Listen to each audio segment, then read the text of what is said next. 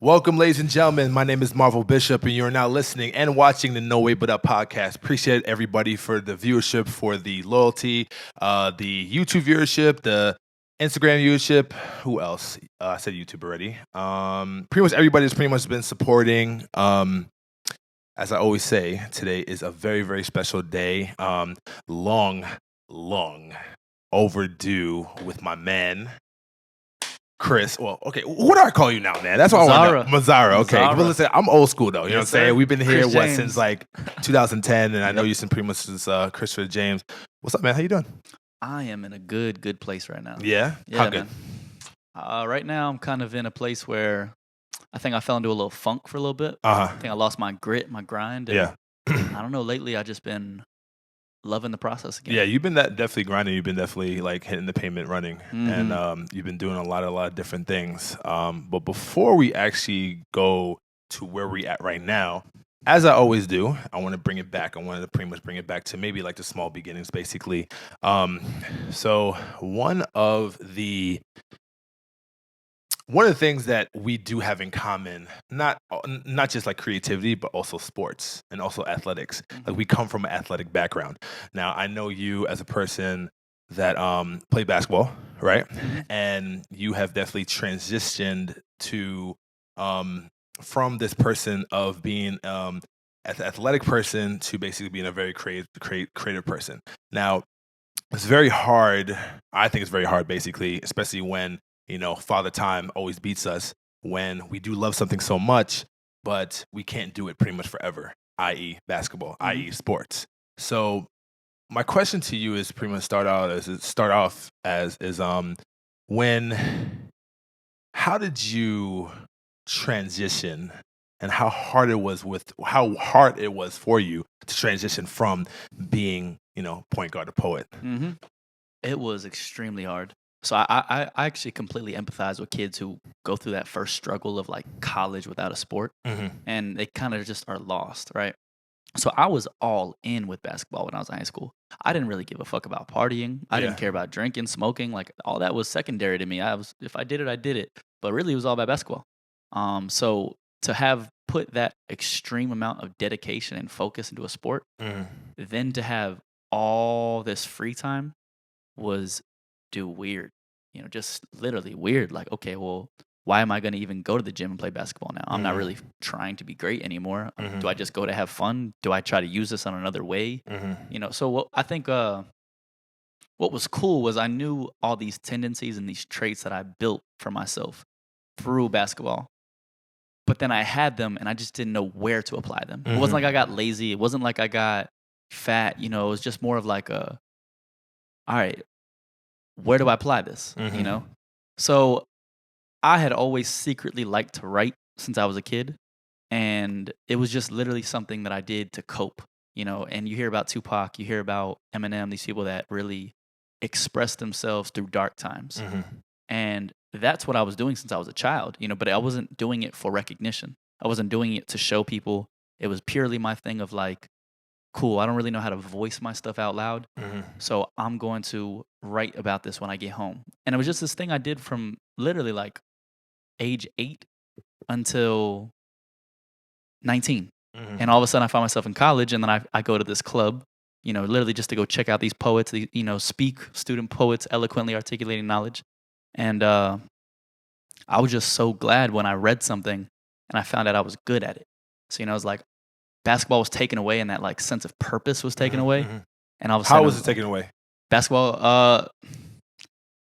So I got a knee injury. I think I was at the best of my game going into my junior year, and then I think 2 weeks before the season started, I got a knee injury. And what was really sad was that going from the best I had ever been, and an obvious starter, I could have transferred to many schools and like been their starter, which was all choices that I was trying to make. And then this knee injury comes and it sits me out for 3 months. And I come back and I'm just trash. Like I'll come back and, after purely just focusing on rehab, not really shooting, not really dribbling, I come back and I'm not just rusty, but I've lost it, truly lost it. And completely lost it. Let's not say completely, but when you're at the top of your game and you've busted your ass every single day to get there, and then you take off 3 months, it's so hard to humble yourself to the beginning of that, especially when you're in the heart of a season. Yeah. You're not at a time where it's like, all right, cool, I have 3 months to get my head right, Like get in the game mode. Yeah, you don't have that. You're in a point in time where somebody else had my position, my starting spot. That was fucking with my head. Yeah. Then all of a sudden I'm coming back and I'm coming off the bench. I had never come off the bench in my day in my life. So even that was embarrassing. Everybody's in the stands and shit. And then when I come in, I'm trash. Yeah. I don't look like a starter, and I just was turning the ball over, and as a point guard, that's unacceptable. Exactly. Your responsibility is too big. So then I think I hit this like point where I was supposed to be great my junior year, and then I was just so turbulent and so embarrassed all the time, and my coach was really bad. My coach was a very belittling person and very that can pretty much make or break people at the end of the day. I'm the tough type where you can be tough on me, but when I'm going through something like that, of course, you're already broken as it is. Exactly. And my confidence is deteriorated. You know? So I just never bounced back from it. And then all of a sudden, like always being 10 steps behind where I wanted to be, I wasn't patient with myself back then, and people weren't patient with me. So then I went from like what was supposed to be a great junior year to a very weak and average senior season. Like I barely made the All-Star game. I came off the bench in the All-Star game, scored a few points. Like it was just like it was like this guy that people really had hope for, like, oh, this white dude can actually play. Yeah. To like, just another white dude. Going from like riches to rags, basically. Yeah. And just, kind of messes with you mentally at the end of the day. So do you feel like, I feel like writing and the creative process when it comes to being a poet or just any type of writing whatsoever, patience is a virtue, is more than a virtue. I think patience is everything when it comes to it. Like, especially if you have either like a writer's block, or if you have something where you need to pretty much like, put it, but like you can't really convey it, or you can't really transition or can't translate it the way that you want. So patience is very, very important to pretty much implement that into your process. Do you feel like you've learned patience with your writing process through your trials and tribulations as an athlete with your injury? I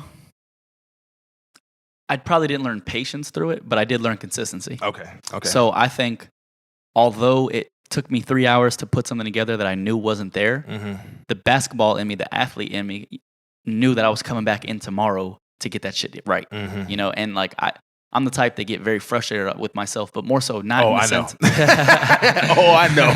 Trust me. Not in the sense that it keeps me from trying, but more so like, yo, fuck that. Like I couldn't get that shit. Yo, I'm about to get this shit right now. And I take it as such a basketball, like, so I lived by a quote that I created. It was like, work like an athlete, or move like an artist, but work like an athlete. And I do, like, I have an artistic mind. I have a very challenging and questioning mind to the world and stuff. But I work like a fucking athlete, because a lot of our artists are just, they're missing that. They may have the most talent, most beautiful minds, but they're missing that grit, especially in today's world where it's so damn critical and so judgmental, that I use it as such a, like, I have such an advantage because of basketball, and just dying there every day. How do you use, and like what like tactics do you use from your basketball acumen to pretty much, for your creative process? 'Cause I know that saying that you just said right there, but like, like really get into like, give me some tangible, like. So it's interesting. That's an interesting question, because I have always known with basketball that I was not talented. I was short. I was naturally skinny, was not fast, could not jump. Like I had all these things where I knew, like, and I accepted that. So I busted my ass because of it. Writing, my art is no different. Like I truly don't think I came into this world with a talent. I came into this world with an interesting mind because I question everything. But the writing thing, if I take off 2 days, bro, it's rusty and it really falls off. Like there's no point in time where I know I can take off a couple days and like that arrogance in me comes up like, man, I'll be fine. I envy people that are like that. Like yo, you don't have to bust your ass for this. Yeah. So for me, it's purely about consistency. And I relate so much more to the people that weren't born with it and have to bust their ass to keep it. It's so hard to attain it, that amount of skill, and then it's 10 million times harder to keep it at that level. So like you take off 2 days from an art form, you're rusty, and then you have to once again humble yourself to the beginning of that process and try to get like. Again, now you're dealing with patience. You're dealing with insecurity. You're dealing with like fear of failure. You're dealing with all this stuff. So I'm at a point where it's like, no, fuck that. I'm going to face this every single day, no matter what, no matter how tired I am, I'm going to face this. And regardless if it comes out trash, regardless if it comes out good, I'm going to practice. Because a lot of times I think writing, people look at it like every time they sit down it has to be perfect. Look at basketball. Basketball, every time you play basketball, it's not in a game, right? It's not in a regular season game. It's not in a playoff game. Every time you play basketball, a lot of times it's just practice. Yeah, true. Writing is no different. Writing is a skill, right? So every time you sit down, it doesn't have to be that this is what you're going to show the world. And as soon as you can detach yourself from that part, you can start to enjoy the writing. Why are people so caught up into that? What do you mean? Like just making sure that whatever that they have, like it has to be pretty much the best. Like it has to be perfection. Like I think, well, right now, first of all, we want to show everything we do, right? And that's natural with the amount of value. Should we? Because that's very different from, me, me as a person, as a brand person, as I show everything. Yeah. So I kind of feel like that's a little bit different from you, even though you do kind of show it, but you don't really, you probably maybe show maybe 30 to maybe 40% of what you actually do. Yeah, good point. So like, what are your feelings on that? So Instagram defies a lot of things that I believe in, but I have learned to adapt to it because I want to make it, Instagram is the new A&R. Instagram holds so much value that it's almost worth not living in this Buddhist mind state that I love to live in, right? It's almost like I have to sacrifice every day of being present in the moment because I know like I'm enjoying this beautiful moment. And then I'm like, oh, fuck. All right, cool. I'm like, all right, shit. Hey, y'all, this beautiful moment is happening right now. Yeah, and it kind of just like messes up like your Zen moment, basically, it does, right? Because, you have to like, AKA do it for the gram. Yeah, exactly. So I think that this is how I'm kind of looking at it.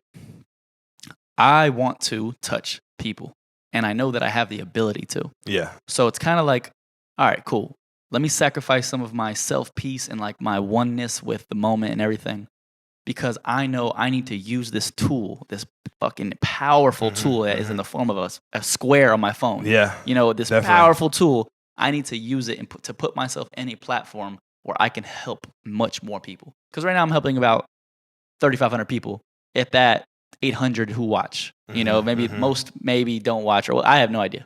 So it's kind of like, wow, when I think about it, I'm like, I could be doing a lot better than that. So, so I'm definitely trying to embrace the idea of it much more. But I will say this, the best part about Instagram is it forces me to always be transparent. Right, and we were talking about that last time we spoke about transparency on the good days, on the lab podcast. Good days, bad days. What was interesting about me, I have always been introverted, like an antisocial extrovert kind of thing. Like I would prefer not to be in social situations. Socially antisocial. Yeah, that's very much so. Pretty much me. I love people, but I kind of hate people at the same time. For sure, I prefer to be by myself than get caught up. Yeah. So what's great about Instagram though, and trying to be an influencer, I am constantly, no matter what situation, saying, okay, can the world see me at this moment? At a weak point, at a point where I'm not proud of right now, and I like that. I like this idea that like I'm not gonna hide in the dark when I don't want people to see me. It's like, no, fuck it. True. Y'all can see me at any point in time, and I will say that so far I'm embracing that idea, and that is really starting to get me to buy more into the idea of Instagram. You actually came out of nowhere with like your content, and I just want to say, man, I'm definitely like really proud of you for that. Thank you, bro. You know what I'm saying? Thank you. And I'm not even just talking about like the spoken word video. Yeah, I'm not even talking spoken word video and the rapping videos and all that. I'm talking about actually just giving like good and genuine content. Like where the hell did that come from? I think frustration. Very much. Well, frustration from from the outside looking in. I think frustration as far as maybe other people trying to do that and maybe not really telling and not really giving the value that people deserve, and pretty much from a different perspective. I think I think the great thing about you is that like, you're not a sideline watcher. Like you up in the game, like you hitting people, like, what I'm saying? You like straight up Oklahoma drills all day. No, for real. You know what I'm saying? Love it. And like, I think am I right? Was that one of the reasons why like you like, you know what? We coming out with a whole bunch of videos because people definitely need to know not even just the truth, but the truth from pretty much my end. Yeah. And how I can definitely give value to you. Yeah. I think I see so many people that are misguided, Mm-hmm. Misguided in a society where we are very much lost in many ways, and I do look at it in a competitive standpoint too, where it's like, why the fuck is this guy holding so much value and he's saying that? Yeah. That means his 1.8 million followers are taking that as truth when that couldn't be further from, or at least not my truth. Yeah. And I do take that from a competitive standpoint. I'll take it from a little bit more of a selfish standpoint too, where I am frustrated of being a high school teacher after 4 years. I did not see myself being here in this position still. I saw it as I've always seen it as a job, a great job, a great job where I get to touch people and learn more socially about how to do this and that. And like, I really took it as a skill building thing. But now I'm at this point too. I'm like, yo, what the fuck am I not doing? Like I bust my ass every day. Yeah. Why am I not at the point that somebody who busts their ass in my position, where they're at? Why am I not there yet? So I got to a point where I was like, why am I pushing back against social media? Like, why am I not wanting to go all in with it? Why, when I know that is the only thing that's fully holding me back? Yeah. So I think one day, man, I just really got frustrated with myself, and I think I really like David Goggins. And I'm more so like, I stopped worrying about why I wasn't having it, and I was more worried about like, why the fuck am I not taking it? Yeah. I was like, why am I not hitting this shit by storm? And like, but still keeping my meditative Buddhist beliefs and being calm throughout the whole thing. But like, why am I not dominating? And I think, and I'm still not even close. Yeah, I'm scratching the surface of what I know I need to be doing. Scratching the surface. I feel like we all are at the end of the day. Mm-hmm. You know what I'm saying? Like, for sure. Even with people who, because like I've always said that, there's no concrete recipe for success. Everybody's different. It doesn't matter even if like they're almost pretty much at the finish line. You may think that they're at the finish line, but they probably maybe are at the same exact spot that you pretty much are at. So everything is honestly subjective at the end of the day. I agree with that. Yeah. I do agree with that. I think we are our own worst enemy, bro. Yes, we are. Like, sorry to cut you off, but like we are our own worst enemy. We're like, we really feel like, we're just not doing enough. And I feel like the reason why we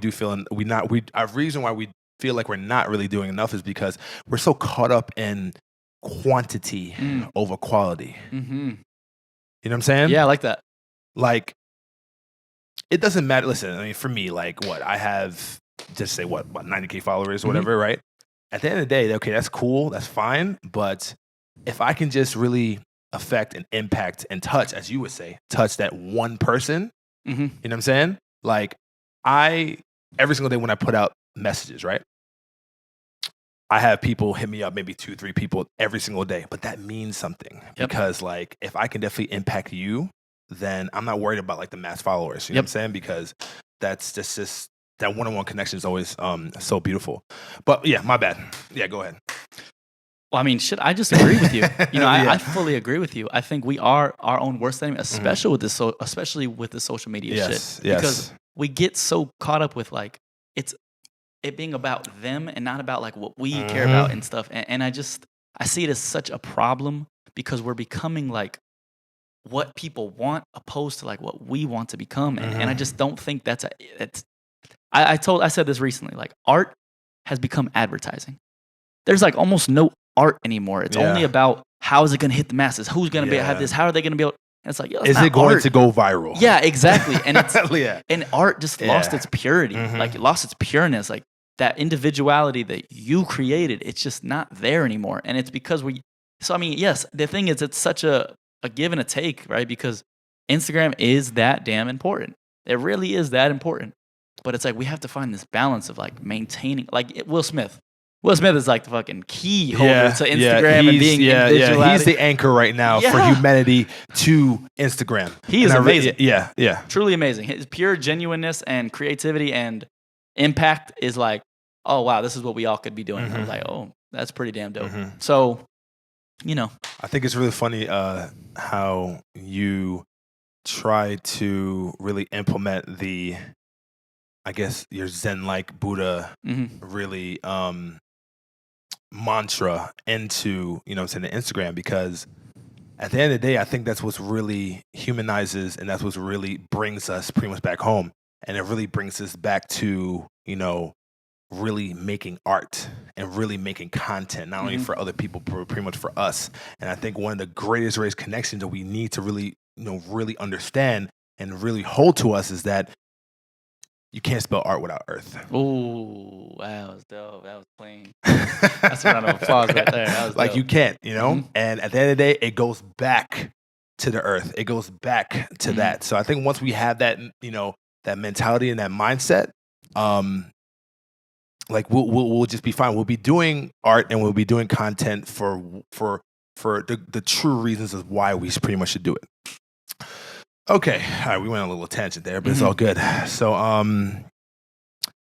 I want to pretty much dive into, I guess, not necessarily like your newest journey, but I guess something that is kind of troubling you.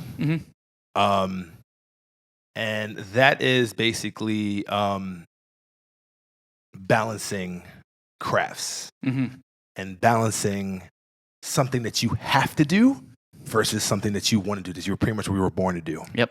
And I'm going back to this morning, what you were talking about, and because we are at a point now where people think that we can definitely do what we want and do what we have to pretty much all together and make money at the same time. And clearly sometimes that's not really the case. Right. What are your demons? What are your battles with that when it comes to, do you feel like you're being split apart when it comes to you striving for this, ultimate content creator for the people and for you, and then now it's like, damn, I gotta go back to fucking work? Yeah, man. I think exhaustion is one of my demons. Because honestly, I thought you quit. No, I really thought you quit your job. And Yeah. I was like, damn, this dude is just pumping out here. Yeah. Yeah. So it's disheartening. It's very disheartening to see what life could be like this summer, because this summer has shown me what my work ethic can accomplish. And like, cause I was still waking up before, still pumping and grinding, like getting every responsibility done, as well as purely like the writer from 10 a.m. to like 1, then 1 p.m. to like 4 was the video editor. And then like 4 to 7 was just ideas and trying to move shit or collaborations. Yeah. So it was just so interesting to see what I could do. And now you take away 8 hours of that. And not just 8 hours, but also an extremely, not deflating, but energy draining at the end of the day. God, it is such an energy. Our school system is no, let me tell you, I only did probably maybe a semester of like intern teaching at FIU when I was doing the teaching route for sports and fitness. I was done. Yeah. Like I was 1-2 days out of the week or whatever. After like Wednesday, I'm like, yo, I don't know if I can do this no more. Like, and it's not even just the kids. I love the kids. The kids are phenomenal, but like, it was just like my ideologies and my mentalities pretty much were like, I guess conflicting with the educational system, and you already know pretty much how it is. So, what advice can you give someone that is in the position that you are in right now? Because not only that you're going through it right now. Yeah. What can you say to them? The main thing, man, that we can have I can give as many brain hacks and as many energy hacks. I can tell you about the meditation and how it restores your energy. I can talk about being vegan and how that makes you have more energy at lunch. I can talk about green tea, how there's no extreme crash like coffee gives you. And I can tell you all these brain hacks. But the truth of the matter is, we're not going to feel like it. When 3 o'clock hits every day, I know I am the poet and the motivational speaker from 3 to 10. I know that. And I have those 7 hours right there to use or waste. The problem is I have spent so much time in these 4 years trying to feel like it, to try to find the next brain hack, to try to find the next thing that's going to make me feel like doing it. The problem is you don't have that fucking luxury. Yeah, no, definitely. You don't have that luxury of feeling like it, because unfortunately, you are still at the disadvantage of having a job that is, if it's like mine, really damn hard and really important and holds a lot of value. Yeah, of course. And if you don't take it home with you, you're almost doing disservice, which I make sure I bust my ass so I don't have to take it home with me. But yeah, man, it's this David Goggins just approach, man, where you have to know that you are stronger than your mind. You're stronger than your exhaustion. You're stronger than that feeling of weakness. You know, that like I know as soon as I go home, bro, I look at that couch. All systems go. Oh my, I look at that couch and I just say, I wish. Yeah, you know, for real. When me all systems go, don't go to that couch, bro. Don't do it. Don't you dare. Yeah, for real. So I think that is literally, you can get as much advice and as much tips and as much cheat codes and whatever you like. You can get pills, whatever the fuck you think is going to help, but it's not going to be the answer. It's truly not going to be the answer. It's going to be how much can you overcome your laziness, your tiredness, your exhaustion, your victim mentality. That's a big one. Yeah, you know, like because we always play the victim. I deserve, after a day of teaching, I deserve to go home and do whatever the hell I want. I deserve it. I put a lot into my job.